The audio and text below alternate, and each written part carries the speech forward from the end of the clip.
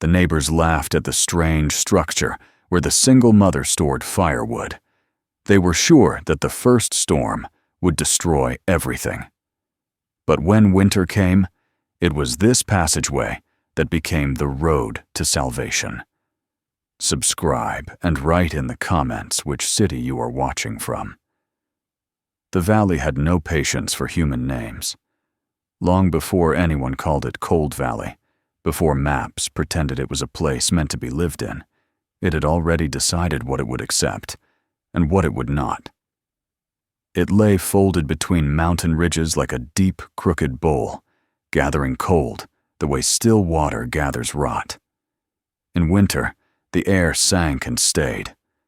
Winds slid down the slopes and settled there, heavy and unmoving, pressing against cabins and barns until the cold felt less like weather and more like weight.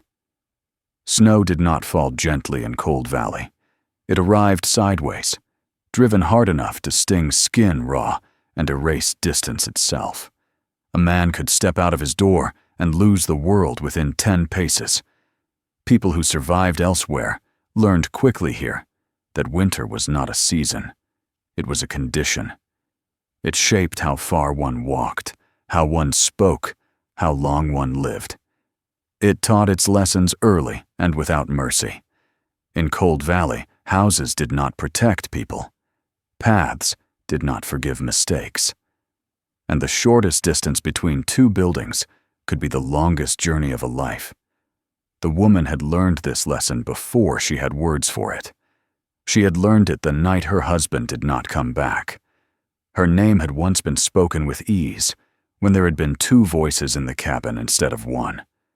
Now it was something she kept mostly to herself, like a tool worn smooth by use.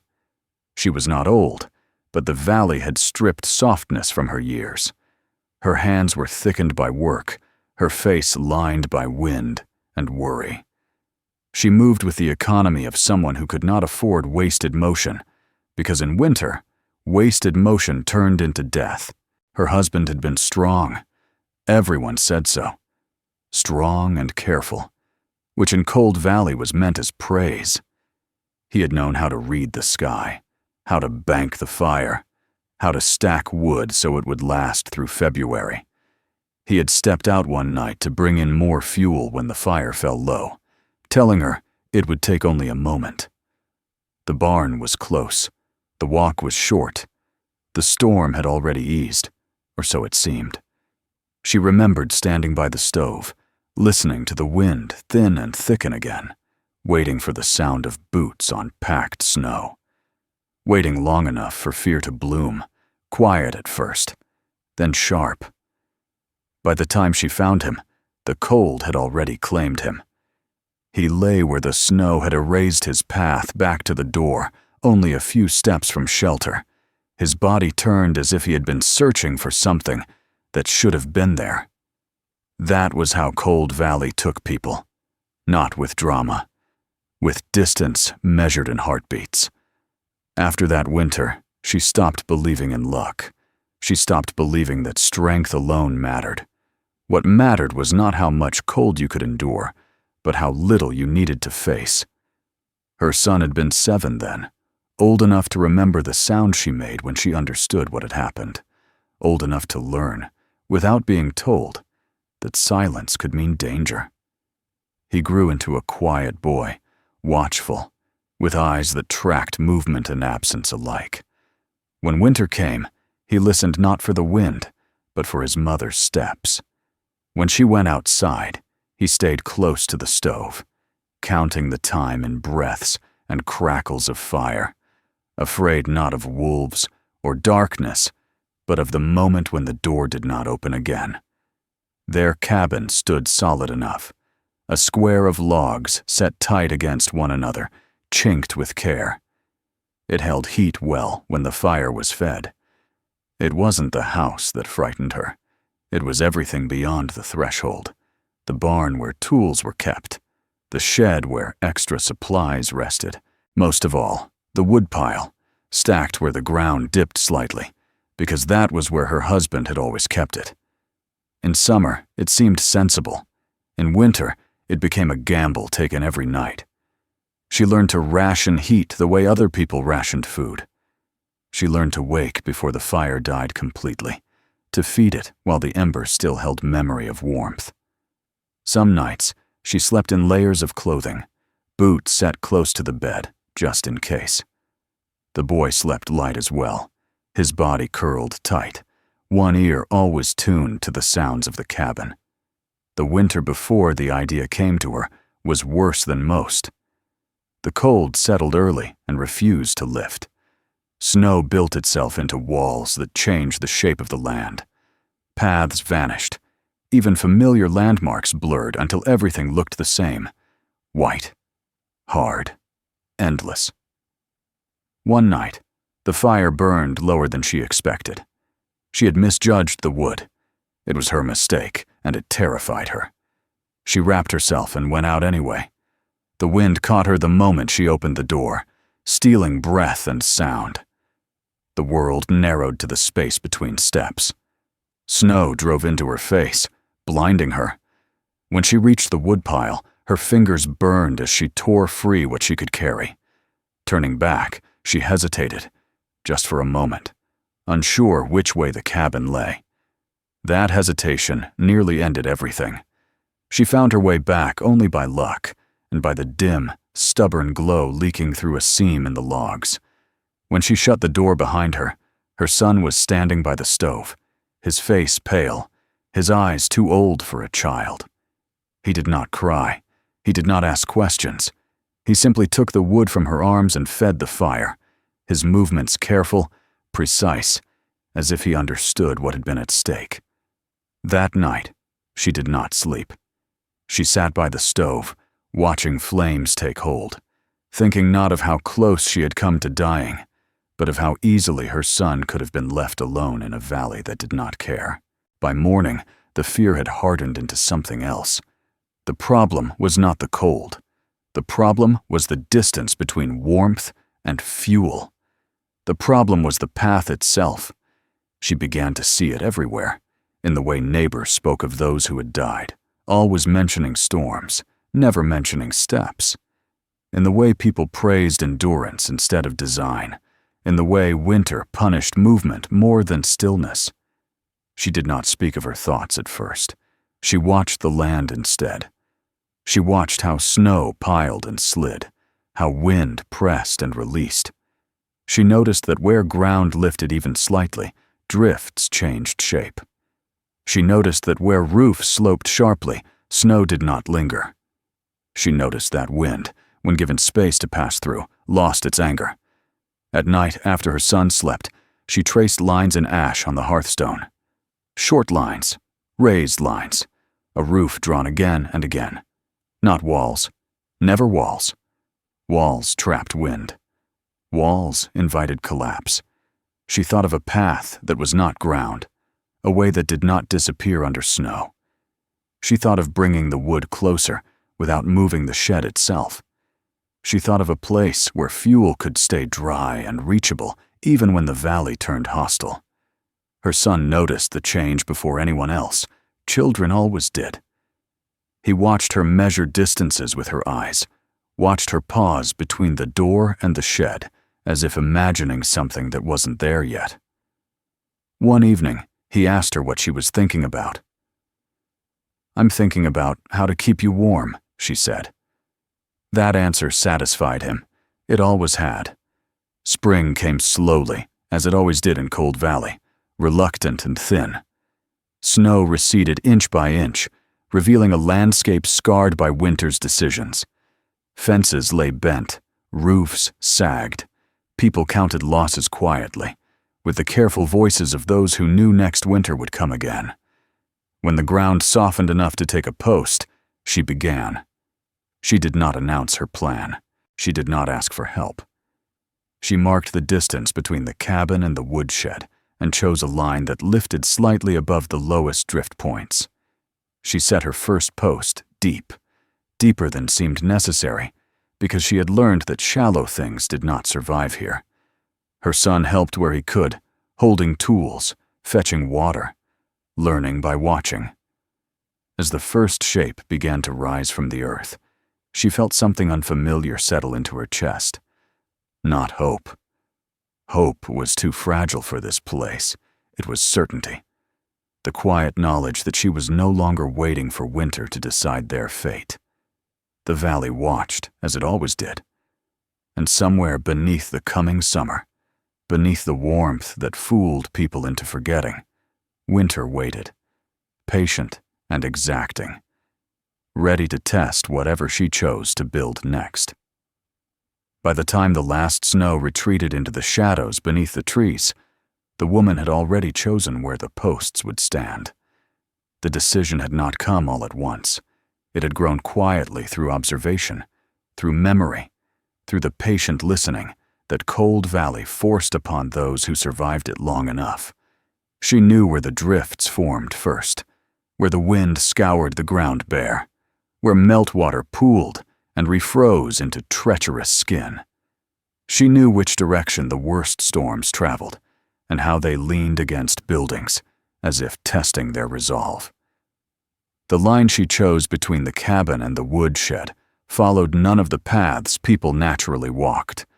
It followed the path the weather respected.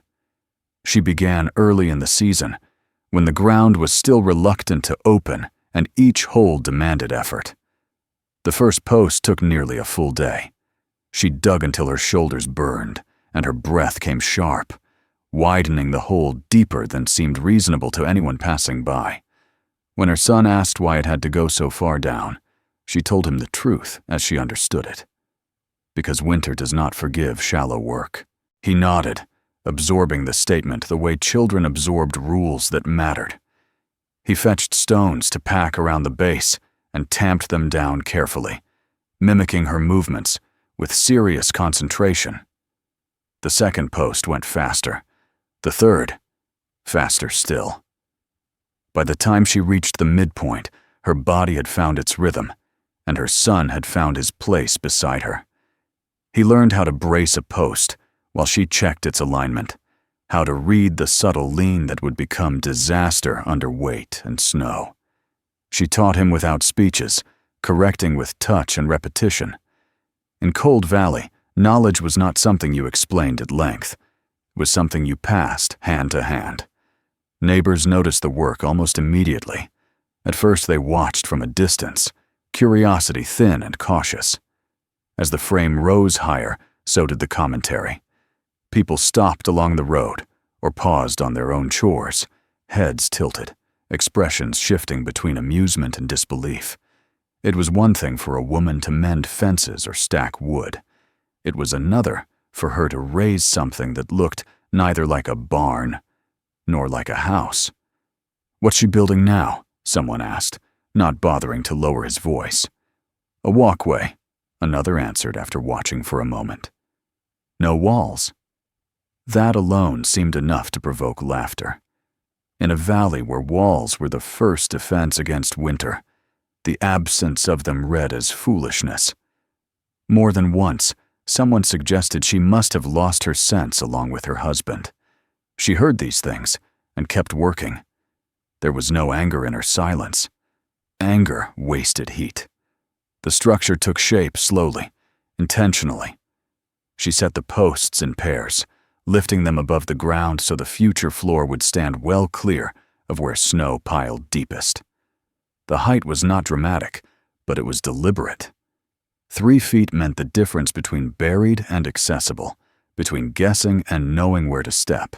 Across the posts, she laid beams and then the floor planks, fitting them tight enough to feel solid underfoot, but leaving just enough space for air to move freely.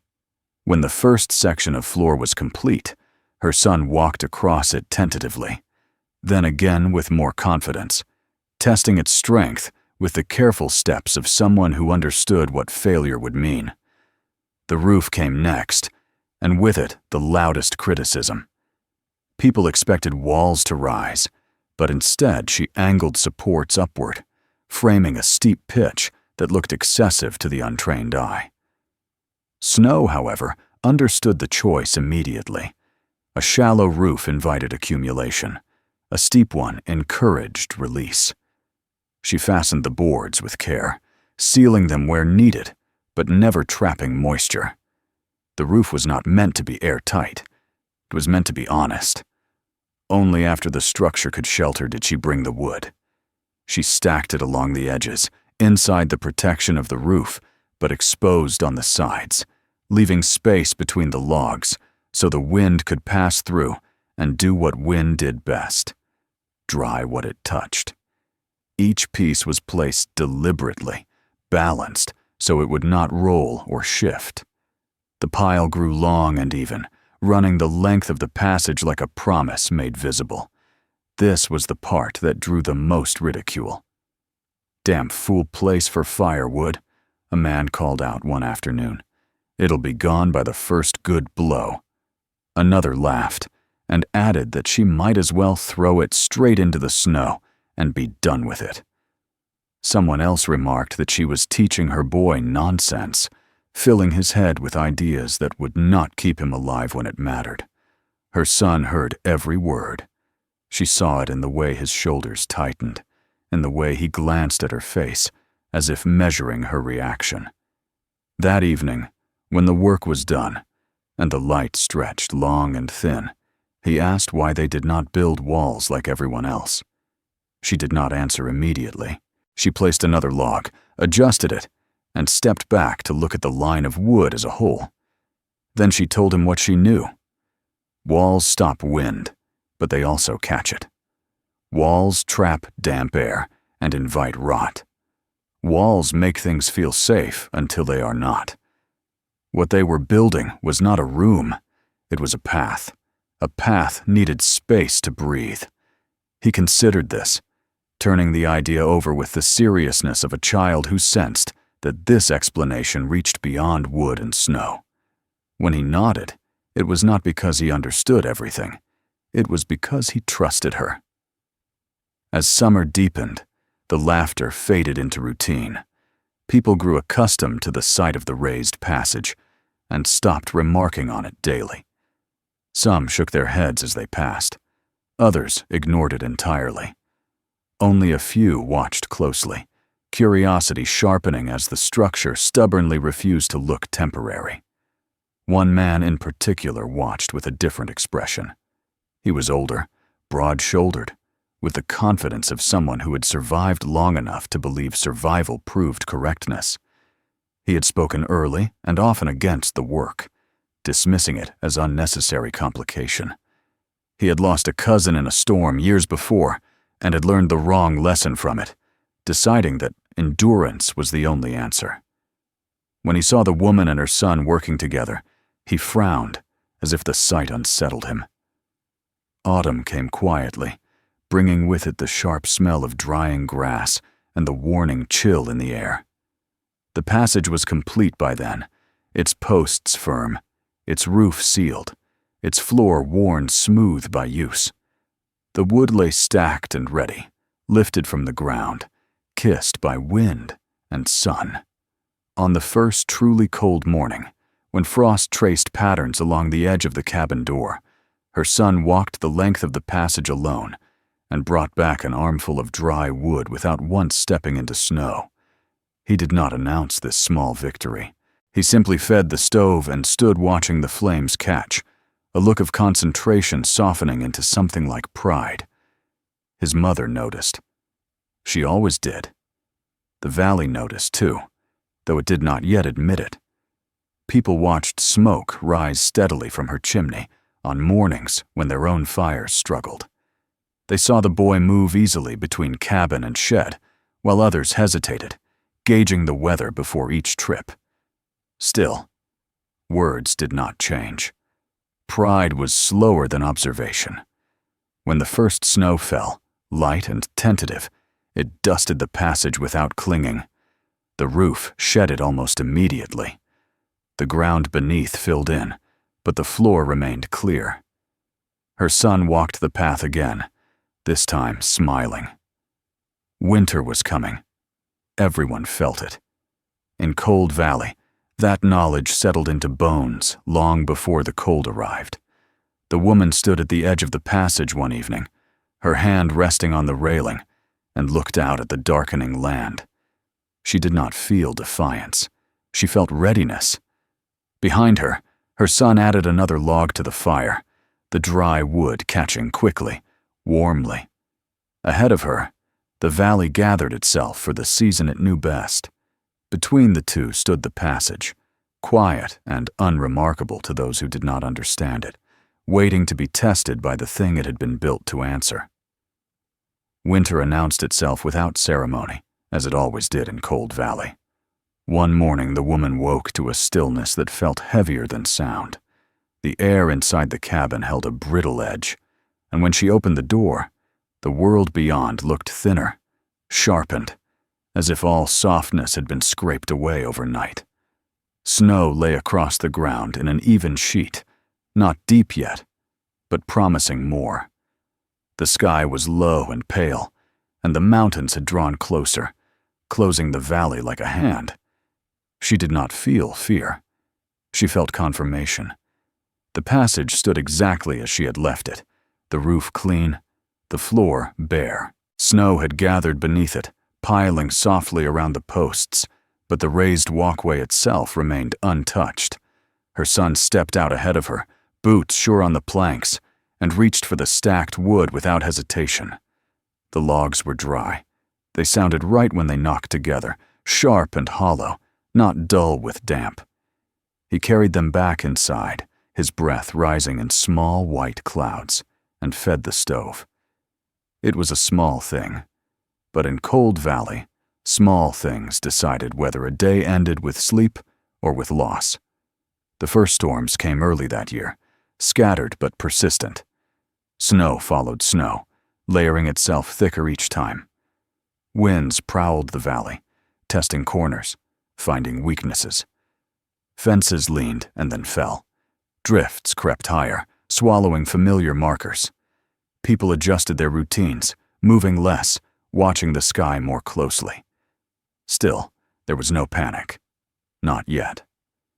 The woman noticed the way neighbors lingered longer near her property when they passed. She saw them glance at the passage, at the wood stacked neatly beneath its roof.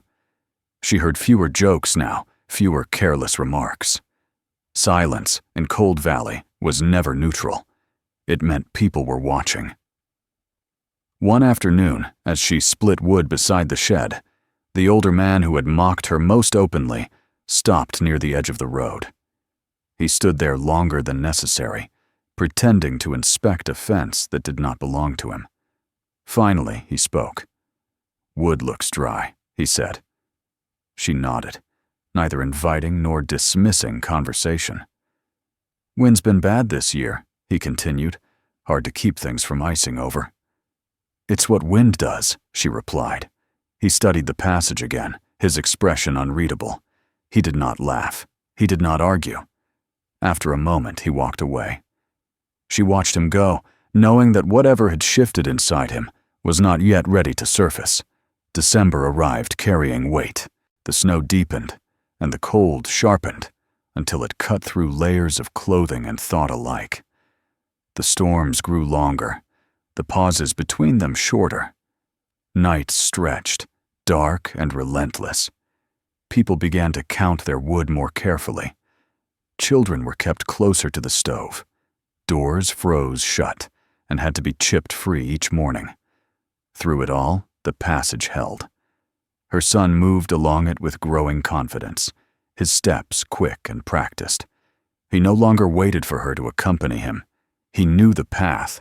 He trusted it. When the wind howled beyond the roof, he felt it pass above and around him, loud but distant, like something angry that could not quite reach. Then came the storm that silenced even the valley's bravado. It began with a pressure drop so sudden it made ears ache. The sky darkened in the middle of the day, the light draining away as if pulled downward. Snow followed almost immediately, thick and fast, driven sideways by winds that rose without warning. By nightfall, the world beyond the cabin door had vanished entirely. Inside, the woman fed the stove and listened. The wind struck the walls hard enough to rattle the logs. It screamed through gaps in the land, carrying with it the sound of things breaking. Somewhere, wood cracked. Somewhere, metal tore loose. She had heard this sound before, had learned what it meant. She waited. The first knock came late that night, not at the passage entrance, but at the main door. Someone had forced their way through the storm, guided more by desperation than direction. When she opened it, a man stumbled inside, his face raw with cold, his breath ragged. He did not speak at first. He simply leaned against the wall, shaking. "My fire's gone," he said finally. "Wood's wet. I couldn't get back in time." She did not ask questions. She set him near the stove, handed him a cup, and went to the passage. Her son followed without being told. Together they moved along the raised path, the roof shielding them from the worst of the wind, the floor firm beneath their feet. Snow pressed against the sides, but it did not take the path away. They returned with dry wood. The man stared as if watching a miracle, his eyes tracking the line of the passage through the white chaos beyond the door. Before dawn, others came. A woman with 2 children clinging to her skirts, one of them crying weakly, the other silent with cold. An older couple whose barn had collapsed under the weight of snow, trapping their tools and their remaining fuel. A young man who had tried to help a neighbor and lost his way, stumbling into the woman's yard by chance. Each arrival carried the same story told in fragments. The storm had come too fast. The wind had erased paths. Doors had frozen. Fires had died. The woman opened her door every time. Her cabin filled quickly, bodies packed close, the air thick with breath and fear. When there was no more room, she led people through the passage to the shed, which now became something else entirely. Bedding was spread. Food was shared. Heat was rationed. The passage that had been mocked as unnecessary now served as the artery that kept everything moving. Her son took on tasks without instruction. He guided people along the path, holding a lantern steady against the wind. He carried wood until his arms ached. He listened when adults spoke to him, his face serious, his movements calm. Fear brushed him, but it did not take hold. The path was there. The fire was there. His mother was there. On the second day, the older man arrived. He stood in the doorway, pride stripped away by cold and worry. His coat was torn, his beard iced white. In his arms, he carried a small child, wrapped poorly, too still. "My boy," he said hoarsely.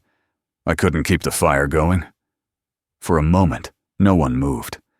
Then the woman stepped aside, and her son led the way through the passage, lantern swinging gently. The man followed, his steps clumsy, his eyes darting to the roof, the floor, the stacked wood. When they reached the warmth of the stove, the child stirred and whimpered. The sound broke something open in the man's face. He bowed his head, shoulders shaking, and said nothing more. The storm did not relent. It raged for days, relentless, indifferent to human schedules and needs. Outside, the valley was being reshaped, scoured and buried. Inside the woman's buildings, life condensed into heat and breath and shared space. 6 people became 10. 10 became more. Everyone slept in turns. Everyone ate carefully. The wood held, dry and dependable, pulled steadily from the passage as it had been intended. Through it all, the structure did not fail. The roof shed snow. The open sides allowed the wind to pass without tearing it apart. The raised floor remained clear, a visible line in a world that had lost all others. By the 4th day, the wind began to weaken. The snow slowed. Silence crept back into the valley, uneasy and heavy. When the woman finally stepped outside alone, the world she saw bore little resemblance to the one she remembered.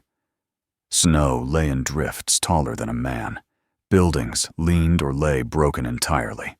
Trees bent or snapped. The road was gone. Behind her, people gathered at the doorway, hesitant to face what waited beyond. The older man stood among them, his child now warm and sleeping, his eyes fixed on the passage. He looked at the woman then, really looked at her, and spoke with a voice stripped of certainty. "You were right," he said. She did not answer. She did not need to. The valley had already delivered its judgment. The silence that followed the storm felt unnatural, as if the valley itself were holding its breath. For days the wind had howled without pause, filling every space with movement and threat. Now it lay still, pressed flat beneath a sky that seemed too wide, too empty. The woman stepped out onto the passage at first light, her boots sounding loud against the planks in the quiet.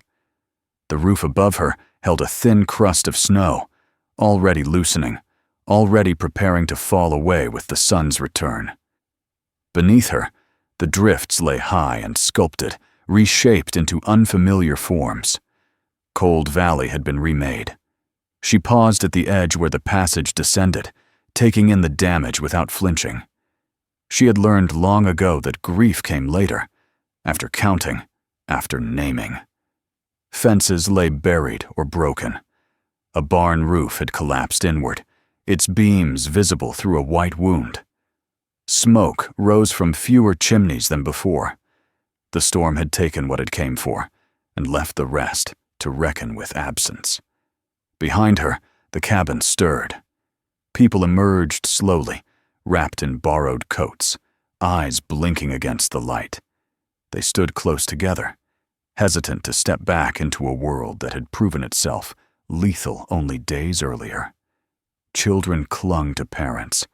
Adults counted heads quietly, relief and sorrow mixing in expressions that couldn't yet separate the two. Her son stepped out beside her, taller somehow than he had been before the storm. He carried no lantern now. The light was enough. He looked out over the valley and did not ask questions. He had seen enough answers already. They spent the morning assessing what could be saved.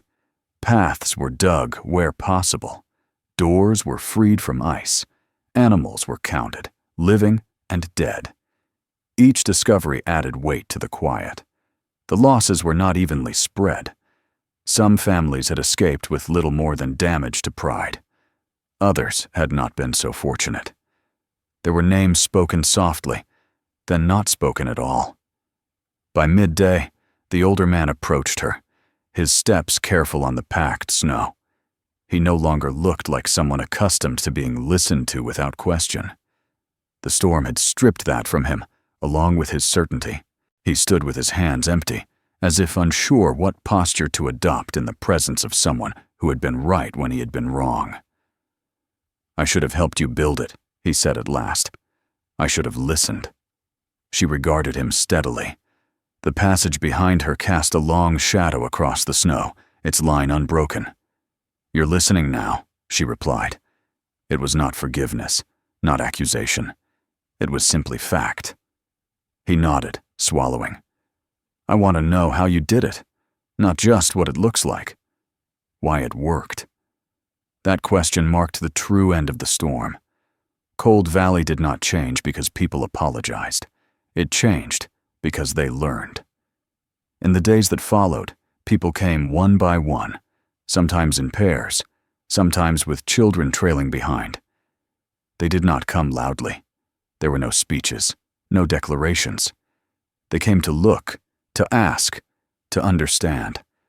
The woman showed them the posts sunk deep, the height measured not for comfort, but for survival. She explained the roof's pitch, how snow must be encouraged to leave rather than invited to stay. She showed them how the absence of walls had saved the structure by allowing the wind to pass through instead of tearing it apart.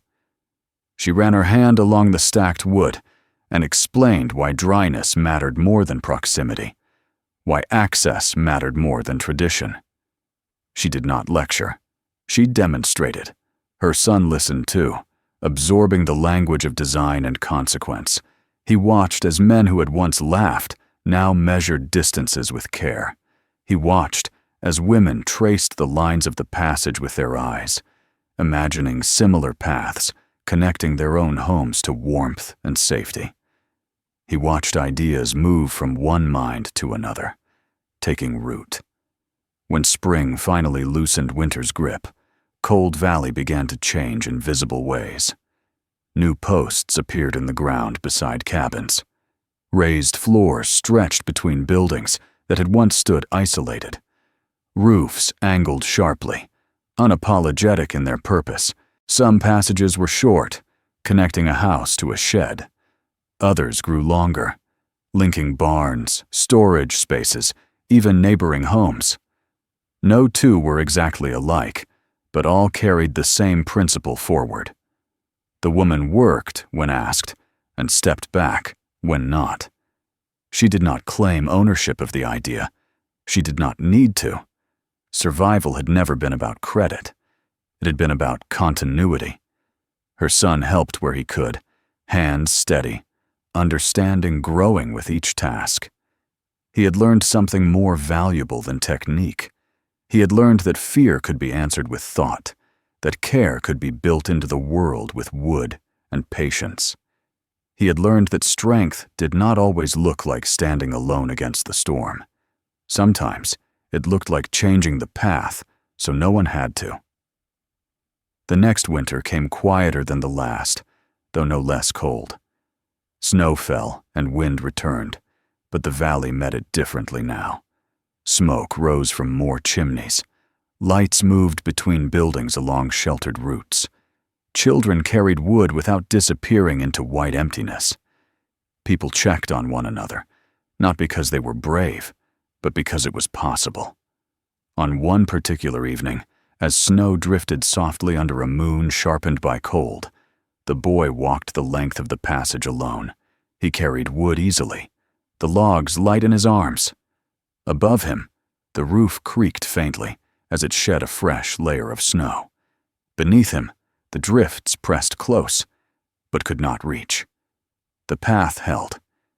Inside, his mother waited by the stove, listening to his steps approach without fear.